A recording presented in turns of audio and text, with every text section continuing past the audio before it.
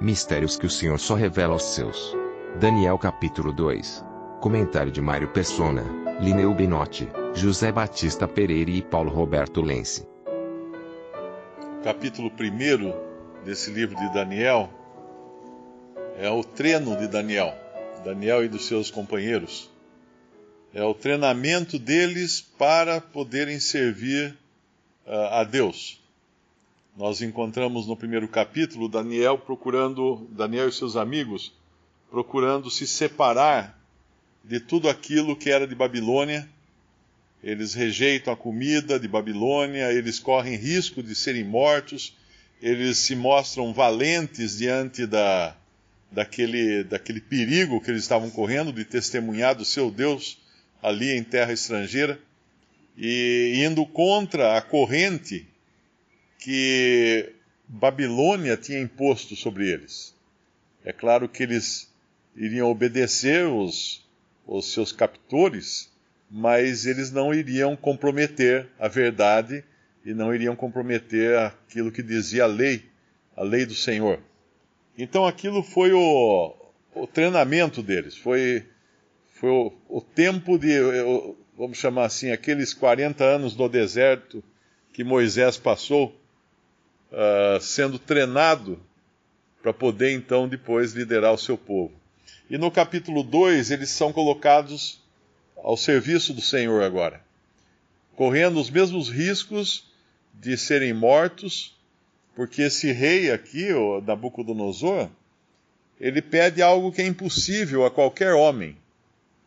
Ele teve um sonho, ele esqueceu o sonho, e ele queria que os sábios não apenas dissessem o significado do sonho, mas dissessem qual era o sonho. Mas isso é uma coisa que só Deus é onisciente, só Deus sabe, conhece os pensamentos das pessoas. O próprio Satanás, ele tem pistas da nossa maneira de pensar, pelas nossas expressões, pela nossa maneira de agir, e talvez até pelas ondas cerebrais, né, que os equipamentos médicos conseguem medir, mas não vai além disso, ele não sabe o que nós estamos pensando, porque ele não é onisciente, mas Deus é. Deus conhece todas as coisas, e aqueles magos, eles tinham poder. Quando nós pensamos que esses magos, esses caldeus, eles eram os cientistas. Inclusive quando fala lá no Evangelho dos magos que vieram do Oriente, atrás da estrela, a palavra mais correta, tem algumas traduções que colocam wizard, que seria sábios. E esses sábios, eles eram uma mistura de cientistas com feiticeiros. Pessoas que tanto estudavam as ciências conhecidas na época, mas era uma mistura, porque a astronomia e a astrologia era tudo misturado. E a química e feitiçaria também entrava mais ou menos no mesmo bolo. E Satanás tem poder. Quando nós olhamos para todos os povos do mundo, nós encontramos o pajé entre os índios, o feiticeiro em outra tribo, os druidas, os magos lá das regiões nórdicas, todos os povos têm os seus feiticeiros. E indo mais atrás, nós encontramos os magos de Faraó, que tinham poder suficiente, energizados por Satanás, para imitar os milagres ou sinais que Deus fazia através de Moisés. Exceto um, que era transformar o pó em piolhos, porque aí eles teriam que ter capacidade de criar vida, uma coisa que compete a Deus. Então esses magos aqui, certamente eles teriam maneira de fazer mágicas, fazer muitas coisas, mas não conseguiam ler o pensamento de Nabucodonosor. E ele condena então todos os sábios, ele quer fazer aqui uma renovação do seu cartel de sábios, então ele condena todos à morte, indistintamente. E os sábios reclamam, obviamente, porque eles não iam conseguir descobrir, não é, qual era o sonho. Aí, quando vai a ordem, aqui no versículo 10, eles mostram, né, mais ou menos as classes que há entre eles. Não há ninguém sobre a terra que possa declarar a palavra ao rei, pois nenhum rei há, senhor ou dominador, que requeira coisa semelhante de algum mago, ou astrólogo, ou caldeu. Eu acho que o caldeu ele tinha mais a ver com a parte de conhecimento de ciências, e o mago mais com a parte de feitiçaria mesmo, magia, e o astrólogo com as coisas relativas tanto à astronomia quanto com a astrologia. E aí ele coloca no versículo 11, porquanto a coisa que o rei requer é difícil, e ninguém há que possa declarar diante do rei, senão os deuses, cuja morada não é com a carne. E é interessante isso que eles falam aqui, porque é a distância que a divindade, ou as divindades, no caso deles, têm do homem. Uma distância que o Deus verdadeiro não tem do homem. Nós sabemos que, enquanto os homens queriam se tornar deuses, ou Deus, né? Quando fala lá em Gênesis, a serpente fala para Adão, para Eva, se dela comerdes, sereis como Deus, conhecedores do bem e do mal. Sereis como Deus. E hoje nós temos uma revelação tão incrível, tão fantástica, que no primeiro capítulo de João fala assim, todos quantos o receberam, deu-lhes o poder de serem feitos filhos de Deus. Aquilo que Satanás prometia para Eva, de serem como Deus, hoje nós temos por graça, não que somos deuses, mas temos esse DNA divino, temos essa vida divina em nós por graça. E aquilo que alguém poderia pensar que Deus é distante do homem, como falam aqui esses magos, senão os deuses cuja morada não é com a carne, o nosso Deus fez morada com a carne. O nosso Deus se fez carne, o Filho de Deus se fez carne e habitou entre nós. E vimos a sua formosura, esse é o Deus que nós temos, aquele que ele tanto valoriza o ser humano, que ele quis se tornar um ser humano. Ele quis se tornar um ser humano, para chegar muito perto de nós, e temos então esse acesso ao Pai, agora através desse homem Deus, Jesus Cristo. E aí então sai o decreto no versículo 13, para matar todos os sábios. E Daniel e seus companheiros estão na lista aqui, para serem mortos, né? Mas Daniel intercede aqui junto ao capitão da guarda, chamado Arioque, e no versículo 16, nós vemos que Daniel entrou, pediu ao rei que lhe desse tempo para que pudesse dar a interpretação. E logo que ele faz isso, é interessante o que ele faz aqui.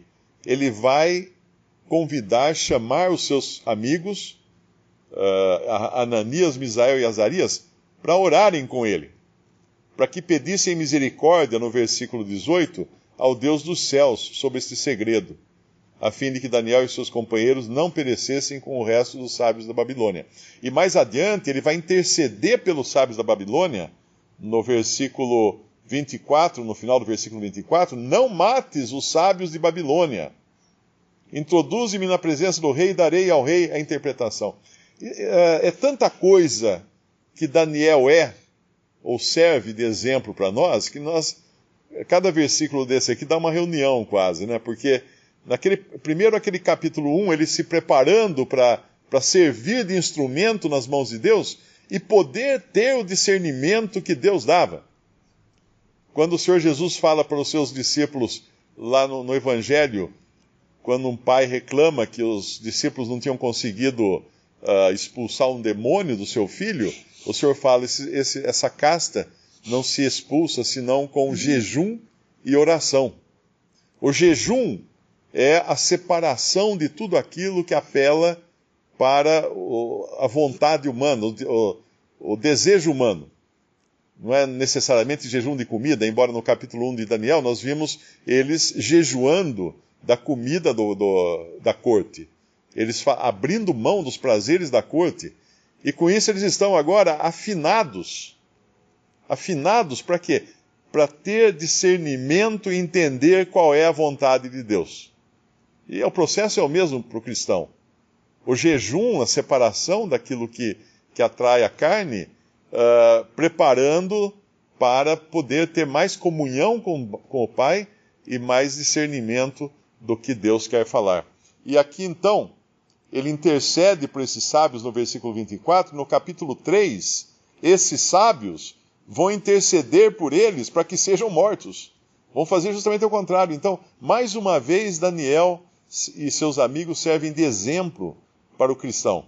Que o cristão é um intercessor para salvar vidas, ainda que isso seja pago como os sábios quiseram pagar Daniel. Os amigos de Daniel, quando não se curvaram perante a estátua no capítulo 3, eles vão denunciar, vão dedurar lá para o Nabucodonosor, olha, aqueles hebreus lá, não se curvaram diante da estátua. Eles precisam ser mortos. Esses mesmos que tinham sido salvos por eles nesse capítulo 2 aqui, né? Então Daniel vai agora com esse discernimento, ajudado pelas orações dos seus companheiros, entrar na presença do rei para revelar não apenas o significado do sonho, mas o próprio sonho de Nabucodonosor.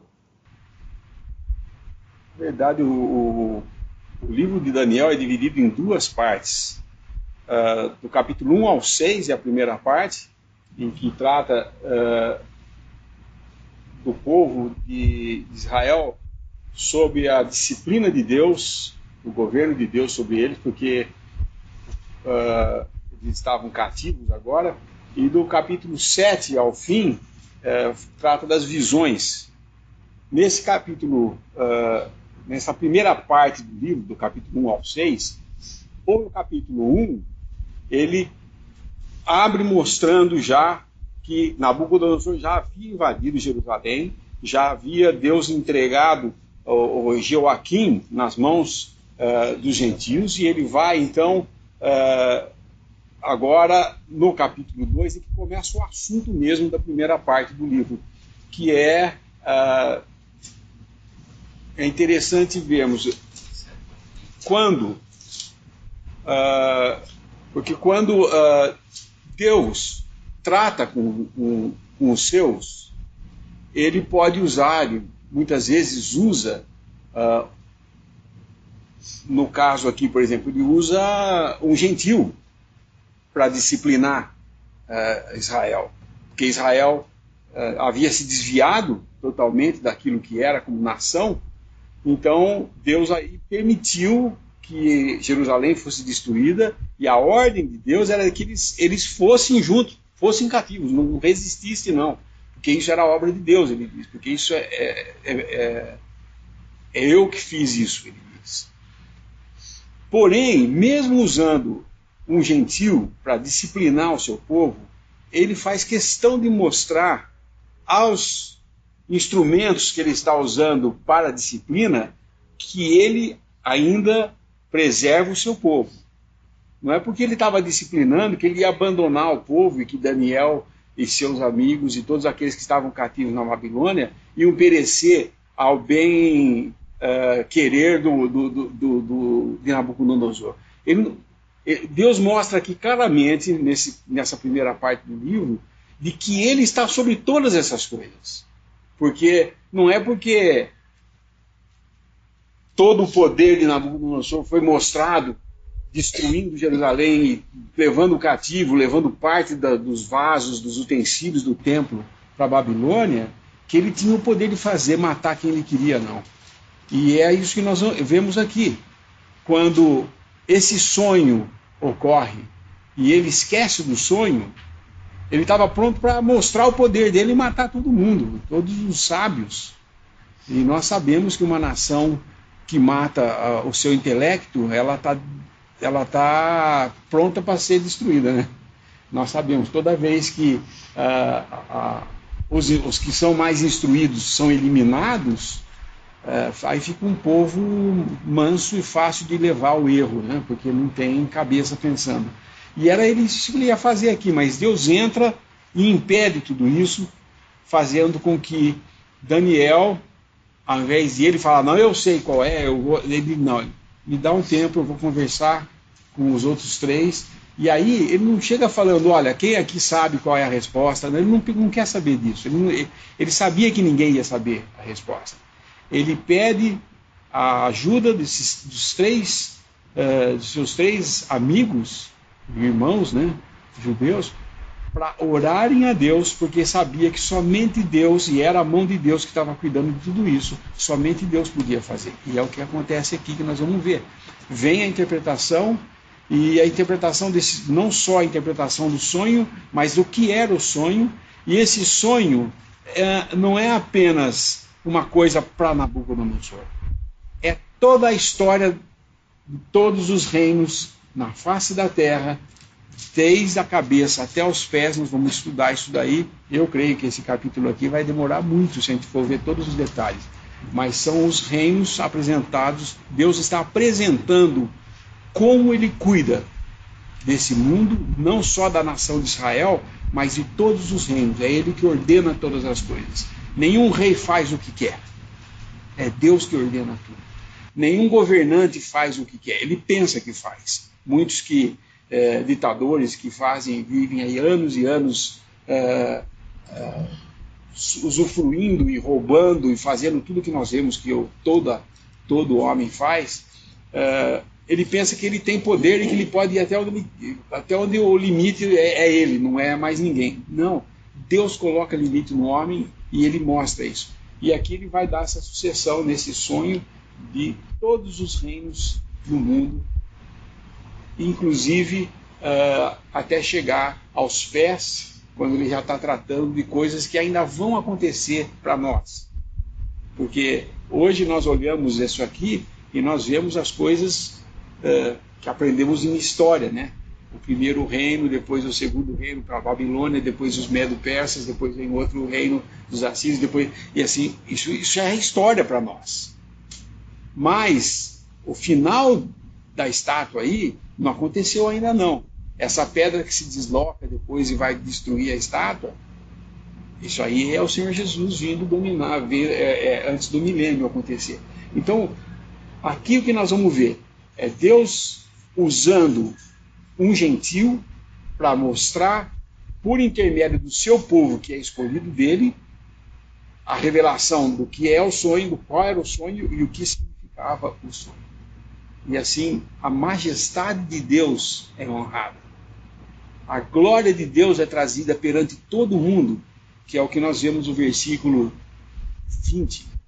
Falou Daniel e disse: seja bendito o nome de Deus para todos sempre, porque dele é a sabedoria e a força, ele muda os tempos e as horas, ele remove os reis e estabelece os reis, ele dá sabedoria aos sábios e ciência aos inteligentes. Todo Nabucodonosor, se fosse matar todos, não ia conseguir, porque Deus é que dá, não era ele que tinha o poder sobre eles. E também, se ele era rei, era Deus que o tinha feito rei, não tinha do que se gloriar. E assim, nós vemos a mão de Deus cuidando de todas as coisas, e tudo que vai ser falado nesse livro de Daniel aqui, é Deus mostrando todo o seu plano de soberania sobre a sua criação. Essa estátua é uma figura do tempo dos gentios. Não fala em Daniel do tempo dos gentios, mas em Lucas, capítulo 21, 24, e cairão ao fio da espada, e para todas as nações serão levados cativos. E Jerusalém será pisada pelos gentios, até que os tempos dos gentios se completem. Aqui então o Senhor Jesus falando a respeito do tempo dos gentios. O tempo dos gentios começou o quê? Lá com Nabucodonosor.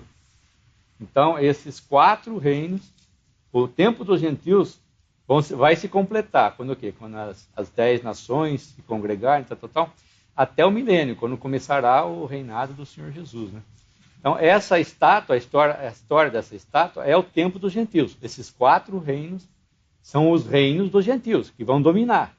Os judeus estão espalhados. O que aconteceu com eles? Serão levados para todas as nações cativos. E Jerusalém será pisada pelos gentios. É o que está acontecendo hoje.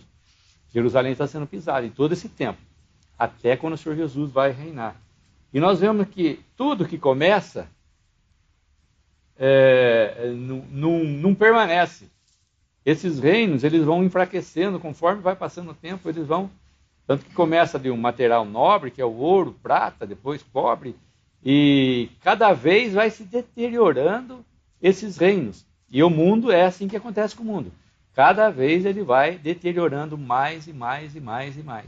Mais longe de Deus, por causa do pecado, desobediência e entre outras coisas, e querer ter o domínio, né, que Deus deu, claro, para esses povos, como foi falado, que Deus é soberano sobre todos os reis da terra, mas por causa dos judeus, então, Deus passou o domínio para os gentios, mas vai ser retomado de novo, através dessa pedra que é a pessoa do Senhor Jesus.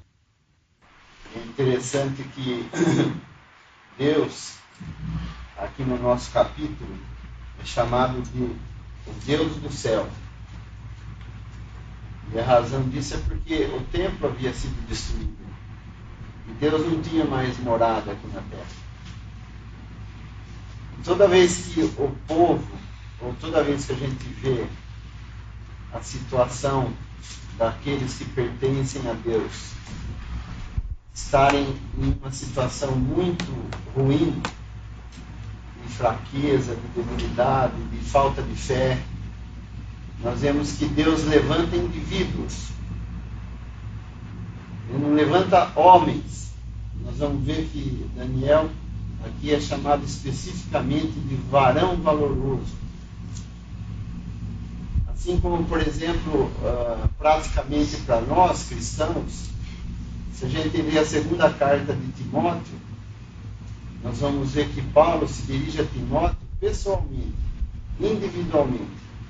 Tu faz isso, rogo-te que faças aquilo, tu, porém, tens seguido isso, aquilo. Então nós vemos que quando o povo está debilitado, esquecido, se esquece de Deus, Deus precisa levantar indivíduos. E aqui no nosso livro foi Daniel que teve esse privilégio de ele ter assentado no seu coração em seguir a vontade de Deus.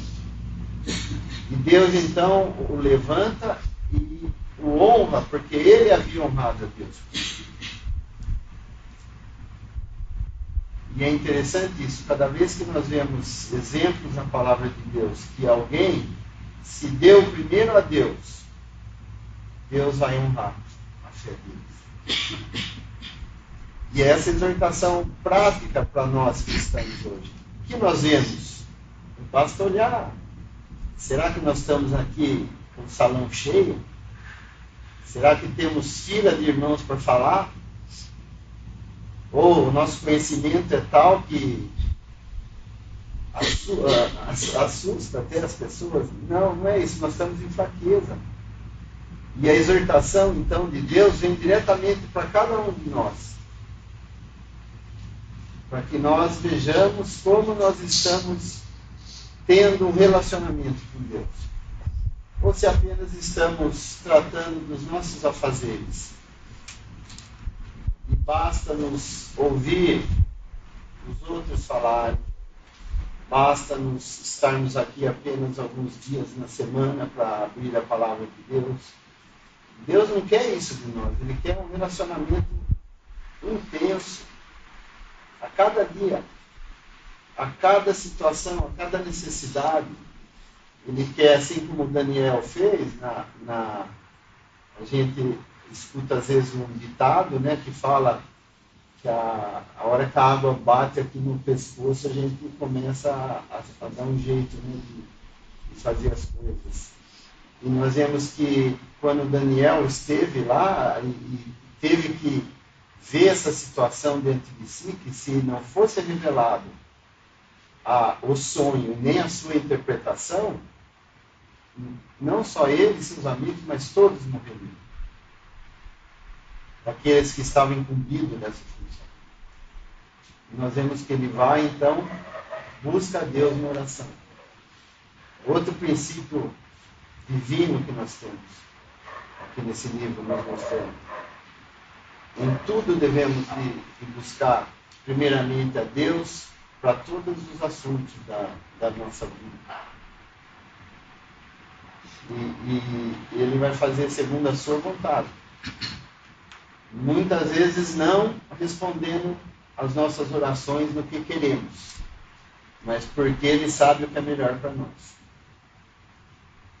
E nós vemos aqui então essas expressões, parece que são 3 vezes usadas no nosso capítulo, Deus do céu. No versículo 19, depois no versículo 28, depois no 37. E nós vemos que Daniel então teve esse privilégio de ser aquele que daria testemunho ao rei que havia um Deus verdadeiro, esse Deus do céu. E ele é forçado, né, pelas evidências dos fatos, ele é forçado a reconhecer. E nós vemos que o fruto disso é honra a Deus. É o que nós vemos em Timóteo também, né? Se nós nos preservarmos, nós vamos ser vasos que Deus vai poder usar.